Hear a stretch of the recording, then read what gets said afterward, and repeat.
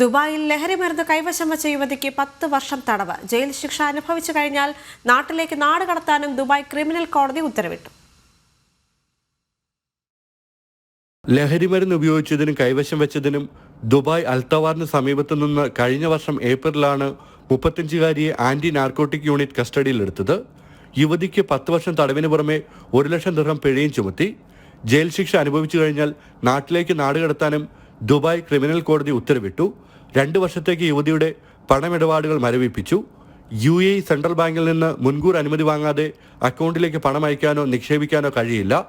സമൂഹ മാധ്യമങ്ങൾ വഴി ആശയവിനിമയം നടത്തിയാണ് യുവതി ലഹരിമരുന്ന് വാങ്ങിയതെന്ന് അന്വേഷണത്തിൽ കണ്ടെത്തിയിരുന്നു. പണം അയച്ചു കഴിഞ്ഞാൽ വാട്സപ്പ് മുഖേന പിക്കപ്പ് ലൊക്കേഷൻ അയച്ചു കിട്ടുന്നതായിരുന്നു രീതി. സ്റ്റിംഗ് ഓപ്പറേഷനിലൂടെയാണ് യുവതിയെ പോലീസ് അറസ്റ്റ് ചെയ്തത്. യുവതിയുടെ വാഹനത്തിൽ നിന്ന് ലഹരിമരുന്ന് കണ്ടെത്തുകയും ചെയ്തു.